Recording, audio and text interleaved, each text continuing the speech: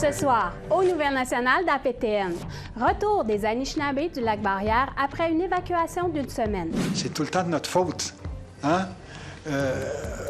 La réponse, la réaction, là, c'est comme on lance une balle puis on la reçoit en retour. Réunion des chefs de l'Assemblée des Premières Nations du Québec et du Labrador dans la capitale nationale.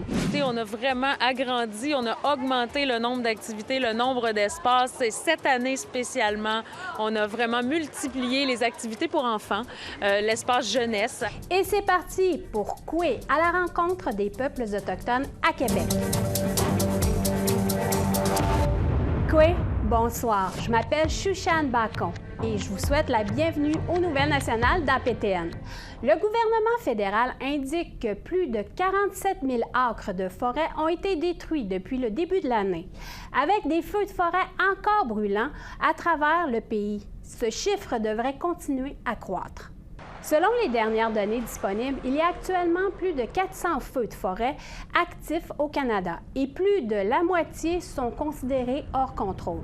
Il y a encore au moins 100 feux de forêt qui brûlent au Québec, avec certaines municipalités toujours sur une alerte à la qualité de l'air. La communauté Atikamekw d'Obidjouane est la dernière à ordonner une évacuation. On a décidé d'évacuer nos personnes vulnérables. Je pense que c'est 140 personnes là, qui ont été listées de catégorie 1, là, qui sont les personnes qui sont plus à risque, des personnes qui sont aux prises avec des traitements de chimio, de dialyse aussi, puis nos personnes, nos aînés, puis nos personnes qui sont aux prises avec des maladies pulmonaires. Les Algonquins du Lac-Barrière sont de retour après une évacuation d'une semaine. Après que les feux de forêt ont empiété sur leur territoire sur toutes les directions. Emilia Fournier nous raconte. I went to go see my dog, pet him before I left. Sawyer Keys, un garçon de 12 ans, était rempli de joie d'être réuni avec son chien après leur séparation d'une semaine. My eyes was like getting watery, I was like coughing. Quand Sawyer était un des premiers Algonquins du Lac-Barrière, évacué le 4 juin à cause de la mauvaise qualité d'air due aux feux de forêt. I noticed some kids wasn't out sometimes because I usually see some kids when around here. Il a monté le premier autobus à Gatineau, environ 270 km au sud de Lac-Rapide, où vit sa communauté. Me and my mom and my sister had to get on that bus because we had bad lungs. Because some people were getting sick, plus my auntie was getting sick too. So we had to leave immediately. Il a dit que sa famille a fait leur bagage vite pour partir, sauf son père et son frère qui ont resté pour protéger la communauté. My mom told me to pack everything that I needed for the week because I didn't know we were staying there for a week because I thought we were going to be staying there for 2 days. Les animaux de compagnie étaient évacués de la fumée dense. Sometimes you see a moose swimming across this way or swim across that way, depending which way they want to go. Mais chasseur Emmett Papati a dit que la faune n'avait pas autant de chance. All the little animals swimming across finding safety for themselves too. You know, I wish there was more of us that could help a lending hand to the animals also.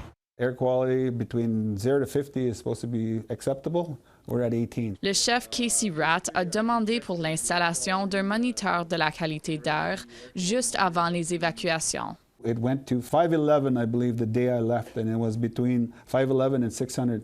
Il a dit qu'il n'a jamais vu des feux de forêt comme ça auparavant. It was pretty frantic, to say, because everybody was so scared because we had fires going, up north, from all 4 sides. So they were very worried that the fires were going to come close. I mean, we never had fires come this close before. Casey et environ 20 membres de la communauté sont restés jusqu'au 9 juin pour protéger la communauté, malgré les risques à la santé que pose la fumée et des maisons mal ventilées. The biggest worry for everybody, I think, was the air quality. So, I mean, it was just thick here and it was hard to breathe. And considering the houses that are, not very well, I'll put it this way, they're not up to standard. Le gérant des Terres et Ressources, Charles Ratt, dit que la communauté doit construire une ligne de feu, une bande de terre dégagée pour protéger la communauté. That was in talk prior to the fire taking place. You know, we were in talks about that, how that's going to happen. And definitely we have to have more equipment and readiness when it comes to forest fires. Charles Ratt dit qu'il évalue encore l'impact total des feux et un camp dans la forêt a été détruit. Mais il dit que les membres de la communauté ont empêché le pire des dommages. Our people were on the ground, you know, trying to remove whatever they can from their camps, you know, and get what the valuables they can. And some were trying to prepare, you know, with fire hoses and get set up to defend their camps. Ratt a pu obtenir des nouvelles lances de feu et des pompes d'eau. Et 31 résidents de Lac-Rapide viennent de compléter leur certification pour être combattants auxiliaires de feux de forêt. Further down that way, towards Bronson Island, there the fires were close towards that way. Donc les Algonquins du Lac-Barrière devraient être mieux préparés pour les feux à venir. Emilia Fournier, Nouvelle nationale d'APTN, Lac-Rapide. Avenir. Savez-vous comment embarquer correctement sur un hélicoptère en mouvement? Ce n'est qu'une des nombreuses choses que ces stagiaires apprennent pour devenir combattants auxiliaires. Pour aider à protéger leur communauté contre les feux de forêt en cours. Go, go, go, go! Move those legs! Come on! I felt kind of emotional because everyone else was being emotional, and they talk about the animals, they talk about the land. A lot of people hunts in the land, so that's the emotion we carry from that. So it's the reason why we're here. La semaine prochaine à Nouvelle nationale d'APTN. Une trentaine de chefs de l'Assemblée des Premières Nations se sont réunis dans la capitale nationale la semaine dernière. Les enjeux abordés étaient nombreux, dont les feux de forêt, toujours très importants sur le territoire. Mais aussi question de savoir qu'est-ce qui se passe après. Et les communautés, je suis pas mal sûr, disent on ne veut pas être délaissés pour compte. S'il y a un engagement fédéral-provincial pour la suite, bien, on va être dans le coup. En général, les communautés réclament un meilleur dialogue avec le gouvernement du Québec. Mais en entrevue lors de l'Assemblée, le chef de la nation Anishinaabe du Lac-Simon a déclaré qu'aucune communication avec la SOFU n'a eu lieu concernant les feux de forêt près de sa communauté et que son comité de mesures d'urgence a été laissé à lui-même durant cette période de crise lors des évacuations. Les premiers temps, c'était extrêmement difficile. On n'avait aucun signal, aucune personne attitrée pour communiquer avec nous. Donc, on a été confronté à cette réalité-là qui, malheureusement, est courante souvent dans d'autres situations même. Selon le chef de la PNQL, Ghislain Picard, il y avait un immense chantier de priorités à discuter pendant les 2 jours. La place des communautés dans la sphère politique fédérale et provinciale, les langues et le caribou. De toute évidence, les analyses que nous avons faites démontrent que le gouvernement du Québec peut effectivement soumettre des lois qui touchent nos communautés, mais en même temps, une des choses qui est avancée comme option, c'est que c'est sûr que s'il y a des champs qu'on n'occupe pas, bien, quelqu'un d'autre va le faire à notre place. Le ministre responsable des relations avec les Premières Nations et les Inuits a accepté à la dernière minute l'invitation des chefs pour aborder la relation de nation à nation. Nation à nation, je peux venir ici pour le recevoir des roches. Ça peut être drôle, on peut s'amuser sur moi, mais j'ai pas l'impression quand je viens ici, on avance ensemble. Puis sérieusement, c'est souvent une séance de défoulement, puis c'est correct. Mais je me dis, sérieusement, moi je pars, je me dis, mon Dieu, on n'avance pas. Pourtant, sa visite s'est écourtée à une 60aine de minutes. Mais durant cette heure, les chefs ont exprimé leur mécontentement avec le gouvernement. À la lumière de ce que j'ai entendu, là, puis la réaction, c'est comme... C'est tout le temps de notre faute. Hein? La réponse, la réaction, là, c'est comme on lance une balle puis on la reçoit en retour. Reste à savoir quelle sera la réflexion de l'Assemblée des Premières Nations du Québec et du Labrador suite à cette rencontre. Mais Lafrenière a assuré que les choses continueront à progresser d'une manière ou d'une autre. Mon projet de loi récemment que j'ai déposé au niveau de la sécurisation culturelle, c'est un bel exemple quand on parle de la loi 79, là, comment on peut faire différemment des soins adaptés pour les Premières Nations. Et aussi tout le volet langue, culture. On a commencé avec des consultations plus officielles. On est rendu aujourd'hui à un dialogue. Alors c'est ce que je vais partager avec eux. Shushan Bacon, Nouvelle nationale d'APTN, Québec. Après la pause, dernière mise à jour sur la loi des bébés, la loi 79. Soyez là.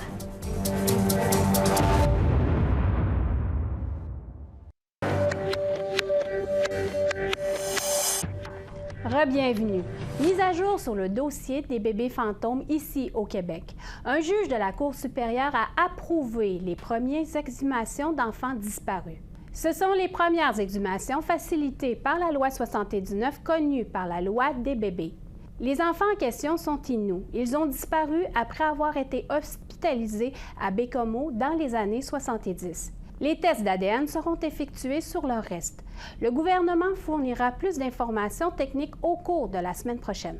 La loi 79 qui nous permet de faire l'exhumation de 2 petits corps à Pessamit. Alors, c'est très, très émouvant ce qui se passe présentement.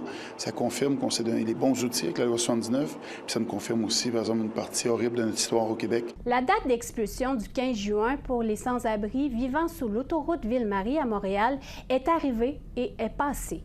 Mais les campeurs restent toujours en place. Résilience Montréal, une organisation autochtone des sans-abri, a fait appel à l'ordonnance d'expulsion avec l'aide d'une clinique juridique mobile. Un juge de la Cour d'appel du Québec prendra une décision sur la prolongation d'un mois la semaine prochaine. Nagoussette, avec Résilience Montréal, a dit que la moitié des personnes au camp, dont certains sont autochtones, sont à 2 à 3 mois d'obtenir un logement abordable à long terme. Et les expulsés éliminera leur sens de communauté et de sécurité. I don't think it's a lot to ask in a city that says that they don't leave anyone behind. I'm afraid that come the end of the week, there will be a group that's left behind, and it is going to be harder for Resilience to follow up. La semaine dernière, la Ville de Montréal a fait le point sur l'amélioration du traitement des plaintes en matière de racisme, de discrimination et de harcèlement au sein de l'administration. 3 ans jour pour jour après le dépôt du rapport faisant état d'un racisme systémique dans la Ville de Montréal, une conférence de presse a eu lieu pour présenter les mesures mises en place prochainement concernant le système de plainte. Pour rappel, les personnes autochtones ne représentent que 0,52 % des nouvelles embauches de la Ville en 2022. Cette annonce concerne donc très peu d'Autochtones. Mais par contre... Ayant une centralisation des plaintes de l'ensemble d'organisations, la Commission va rendre public le résultat de ces enquêtes, mais la Ville, on s'engage aussi à faire une reddition de comptes transparente sur quelles mesures on a prises à partir des constats de la Commission. Décoloniser la littérature en lien avec les peuples autochtones, c'est le nouveau travail qu'a entrepris l'Université Laval dans ses bibliothèques. Depuis 2 ans, afin d'améliorer leur base de données littéraires, l'Université Laval à Québec a entrepris un travail d'actualisation des termes sur les sujets qui décrivent ou font référence aux peuples autochtones. Un travail de collaboration entre l'université et les différentes nations. La bibliothécaire en charge du projet nous explique ce processus de décolonisation littéraire, dont les premières corrections ont débuté en avril dernier. Nous, on ne se sent pas à l'aise de choisir c'est quoi les bonnes expressions. Donc, on consulte les gens des Premières Nations. Jusqu'à présent, on a travaillé avec des représentants de la nation Atikamekw et des représentants de la nation Innu. Et on a aussi des consultants qui viennent de la firme de l'Institut Ashukan et qui nous aident là-dedans. Donc, on va regarder les sujets qui sont problématiques et ces personnes-là vont nous dire, bien, c'est pas comme ça qu'on doit dire ça, c'est pas comme ça qu'on écrit telle chose. Et nous, bien, on les écoute et on intègre les corrections qu'ils nous proposent dans notre base de données. Voici une histoire de survie qui a fait le tour du monde. En Colombie, 4 enfants autochtones ont été retrouvés vivants après avoir passé 40 jours dans la jungle. 3 enfants et un bébé de 11 mois ont survécu à un écrasement d'avion qui a tué 3 adultes à bord.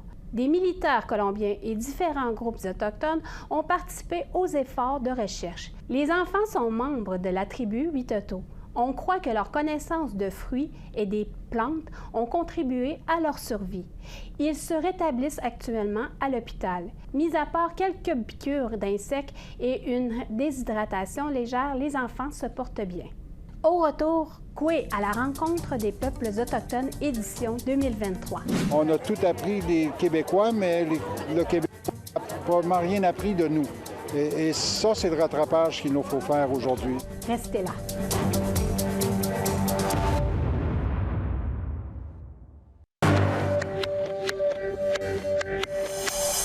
Bienvenue aux Nouvelles nationales de la PTN. Un récent rapport sur la prévention du suicide rédigé par un coroner du Québec a mis l'accent sur le besoin d'avoir des refuges de crise et de ressources pour les personnes dans le besoin. Wabanoujigaduk, qui signifie étoile du matin, offre son aide à la crise sociale qui sévit à Uashatmak-Maniotenam. Voici ce que j'ai préparé pour vous.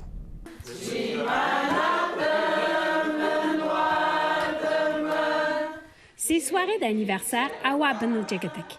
Une petite pause pour cette équipe, car ils sont très en demande à Uashatmak-Maniotenam. C'est un centre de guérison holistique offrant 4 jours de croissance intérieure dans cette communauté. J'avais 21 mois d'abstinence avant de rechuter. J'ai rechuté le 9 avril dernièrement. Moi, je consommais de la cocaïne. Puis, tu sais, l'alcool, pas tant, là. Mais c'était la cocaïne qui était ma drogue de choix, là. APTN est allé à la rencontre d'Omar Saint-Onge, propriétaire et guérisseur au centre Wabanoujigaduk. Même si le bâtiment semblait vide lors de notre visite en mars dernier, la liste d'attente est toujours longue. Moi puis ma femme, Sonia, on était assis chez nous. Puis on regardait un jeune homme marcher avec de la boisson.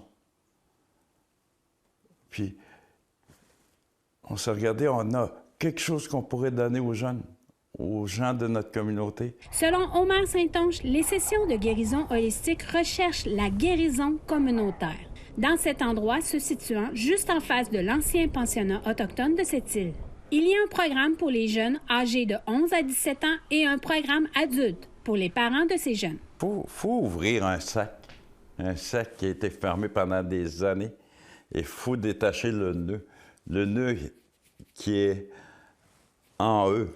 En réussissant à ouvrir ce nœud et regarder qu'est-ce qu'il y a dedans, on peut prendre ces choses-là et les mettre à côté. Car c'est toute notre souffrance depuis des années et des années. Rocky Saint-Onge, Innu de Maniotenam et père de 7 enfants, veut reprendre sa vie en main, pour lui et ses enfants. Il a participé à une session de Wabanoujigaduk et a trouvé un réseau d'amis pour se maintenir dans son chemin de sobriété, malgré qu'il a rechuté dernièrement afin de retourner en thérapie à la maison Jean Lapointe. Il est fier d'avouer qu'au moment de cette entrevue, il était à 12 jours d'abstinence. Tu sais, moi, j'ai fait des désintox, j'ai fait des thérapies, tu sais, puis de 28 jours, puis ça m'a aidé vraiment, tu sais, mais Wabanoujigaduk amène plus comme un effet d'amour inconditionnel envers soi-même, là, tu sais, qui t'amène à vouloir avoir une belle vie, tu sais. 5 bonnes raisons de vouloir vivre, en fin de compte, là, ça aide vraiment, là. Si tu trouves des raisons de vivre, ben, ça t'amène à pas vouloir consommer, là, tu sais. Wabanoujigaduk travaille fort pour la guérison communautaire. Mais qu'en est-il de la lutte contre les drogues de cette communauté? Selon le chef de Uashatmak-Maniotenam, une annonce sera faite dans un avenir proche pour une escouade à la lutte contre les drogues illicites. Ici, à l'interne, au conseil de bande, on parle peut-être d'une politique peut-être à long terme d'expulsion des revendeurs de drogue. Fait qu'on l'a travaillé dans l'autre mandat. Fait qu'on a eu des choses au niveau juridique que ça n'a pas passé au niveau des procureurs de la Couronne. Quand on passe à la Cour, on a essayé de mettre une résolution d'expulsion. Fait que le procureur n'a pas pris cette résolution-là. Fait qu'on essaie de notre moyen Est-ce qu'on va peut-être l'inclure dans un règlement administratif? L'altruisme d'Omer Saint-Onge et son équipe font leur succès, alors que les autres communautés Innu les réclament aussi. Shushan Bacon, nouvelle nationale d'Apéten, Magnotenam. C'est parti! Le Festival Kwe à la rencontre des peuples autochtones a commencé vendredi dernier. Notre journaliste Nolwenn Bihan était à Québec pour la grande ouverture. Donc, avant de vous laisser ce soir, voici un bref aperçu des festivités. Puisses-tu, Créateur, nous accorder l'humilité, nous accorder également l'amour, la sincérité, afin que tous, ensemble, on puisse continuer à marcher sur notre belle planète et essayer de la rendre plus saine.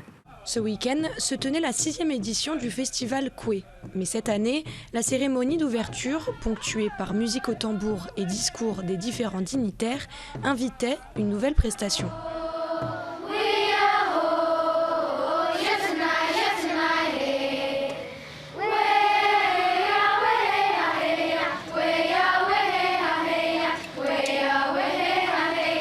Ce chant émouvant en Wendat, proposé par les élèves de l'école Wendat de Wendake, mais aussi par les petits chanteurs de la maîtrise de Québec, fait sens pour le président d'honneur de Kwe. C'est des jeunes autochtones et non autochtones qui chantent ensemble, et en plus de chanter dans une langue qui, il y a 30 ans, était morte, la langue Wendat. Et cette seconde vie de la langue Wendat me paraît incroyable. C'est de célébrer cette richesse-là qui a peut-être été oubliée des fois, qui nous a été interdit. Moi, il m'était interdit dans mon propre village de parler en Innu. On me disait, t'as pas le droit de parler en sauvage ici. Il faut t'apprendre à parler en langue civilisée. Donc, de célébrer cette différence-là, la diversité du Québec. Le Québec s'enrichit avec cette diversité-là. Cette année encore, les 11 nations du Québec étaient réunies pour présenter leur culture et leur histoire. Mais l'organisation a aussi proposé d'autres installations. Écoutez, on a vraiment agrandi, on a augmenté le nombre d'activités, le nombre d'espaces. Et cette année spécialement, on a vraiment multiplié les activités pour enfants. L'espace jeunesse, alors la fabrication de pochettes, on a notre jardin des cœurs, on a également des contes et légendes, des films pour enfants. Donc la famille est invitée selon ce qu'on offre ici. Je pense qu'une famille peut passer une belle journée en ayant plein de choses à voir. Si les enfants ont été mis à l'honneur ce week-end, les savoirs autochtones sont le cœur de l'événement. Le nombre de conférences s'est donc vu augmenter, laissant place aux échanges sur l'environnement et la biodiversité. Un moyen pour les visiteurs allochtones, de plus en plus nombreux, d'en apprendre plus. On a tout appris des Québécois, mais le Québécois n'a probablement rien appris de nous. Et ça, c'est le rattrapage qu'il nous faut faire aujourd'hui. Pour ceux qui n'ont pas pu se rendre à Kwe cette année, l'organisme prolonge les festivités en organisant un grand spectacle le jour de la journée pour les peuples autochtones, place Youville, à Québec, à partir de 14h. Nolwenn Bihan, nouvelle nationale d'APTN, Québec. Nous vous invitons à nous suivre sur les réseaux sociaux. Vos commentaires, suggestions et questions sont les bienvenus. Pour nous joindre par courriel, l'adresse est le info nouvelle au pluriel @aptn.ca. Retrouvez-nous sur Facebook au @nouvelle au pluriel aptn en un mot et sur Twitter @nouvelle au pluriel aptn. C'est ce qui conclut le bulletin de nouvelles nationales d'APTN. Je m'appelle Shushan Bacon. Merci beaucoup d'avoir été des nôtres et à la semaine prochaine. Yamé Wenpsich.